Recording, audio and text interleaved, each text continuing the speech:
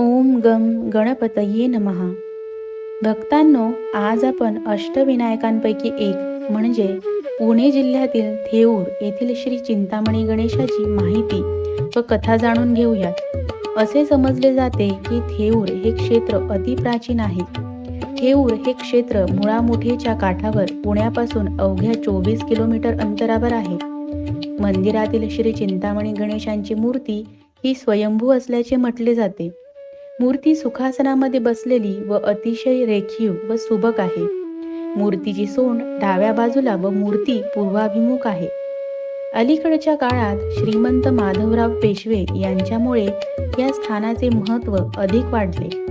ते श्री चिंतामणी गणेशाचे अनन्य भक्त होते. त्यांच्या हयातीतील शेवटचे दिवस ते येथेच वास्तव्यास होते व त्यांचे देहावसान याच क्षेत्रात झाले. चिंचवडचे मोरया गोसावी यांनी येथेच तपश्चर्या करून अनेक सिद्धी प्राप्त केल्या. येथे त्यांना श्री गणेशाने व्याघ्र स्वरूपात दर्शन दिले होते. दररोज अनेक भक्त त्यांच्या इच्छा पूर्ण करण्यासाठी आणि त्यांच्या चिंता आणि अडथळे दूर करण्यासाठी श्री गणेशांचा आशीर्वाद घेण्यासाठी या मंदिराला भेट देतात. भक्तांनो, आता आपण श्री चिंतामणी गणेशांची कथा ऐकूयात. फार प्राचीन काळी अभिजित नावाचा एक राजा होता. त्याच्या पत्नीचे नाव गुणवती होते. सारे काही अगदी नेटाने चालू होते. परंतु राजाला पुत्रसंतान नसल्याने राजा व राणी नेहमी चिंतेमध्ये राहत असत. मग त्यांनी वैशंपायन नावाच्या एका ऋषींच्या आदेशानुसार वनात जाऊन बरीच वर्षे तपश्चर्या केली. पुढे कालांतराने ईश्वर कृपेने राणी गुणवती हिला एक पुत्र झाला. त्यामुळे राजा, राणी व सर्व प्रजा अतिशय आनंदित झाले. त्या पुत्राचे नाव त्यांनी गण असे ठेवले. राजपुत्र गण अतिशय लाडात वाढू लागला. तो अत्यंत पराक्रमी होता, परंतु त्याचा स्वभाव अतिशय तापट होता. असाच एके दिवशी तो ऋषी कपिल यांच्या आश्रमामध्ये गेला. त्यांनी त्याला जेवण्याचा आग्रह केला. कपिल ऋषींकडे चिंतामणी नावाचे एक दिव्य रत्न होते. या रत्नाचे महत्त्व असे होते की हे रत्न ज्याही व्यक्तीच्या जवळ असेल त्याची सर्व मनोकामना पूर्ण होत. या रत्नाच्या प्रभावाने मिष्टान्नांचे जेवण निर्माण झाले व त्यांनी गण याला ते जेवण जेवू घातले. गण हे सर्व पाहून अतिशय प्रभावित झाला व गणाला चिंतामणी रत्न स्वतःजवळ हवे असे वाटू लागले. त्यांनी ऋषींना त्या रत्नाची मागणी केली, परंतु त्यांनी रत्न देण्यास नकार दिला. त्यामुळे गणाने हट्टाने ऋषींकडून चिंतामणी रत्न हिरावून घेतले. त्यामुळे त्यांना अतिशय दुःख झाले. त्यांनी देवी दुर्गेच्या आज्ञेनुसार श्री विनायकाची आराधना करण्यास सुरुवात केली.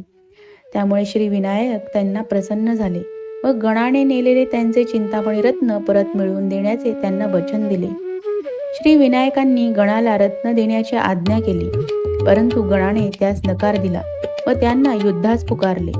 पुढे श्री विनायक व गण यांचे घनघोर युद्ध झाले. श्री विनायकाने गणाला युद्धामध्ये ठार केले. गणाचे पिता राजा अभिजित यांनी चिंतामणी रत्न ऋषी कपिल यांना परत दिले, परंतु त्यांनी ते स्वीकारण्यास नकार दिला व ते रत्न श्री विनायकास अर्पण केले. त्यानंतर श्री विनायक यांनी चिंतामणी रत्नाचे नाव धारण केले व चिंतामणी गणेश अशा नावाने ते प्रसिद्ध झाले. ज्या कदंब वृक्षाखाली ही घटना घडली तेथेच श्री चिंतामणी गणेश वास्तव्य करू लागले. पुढे त्या कदंब वृक्षाच्या सभोवती एक गाव वसले.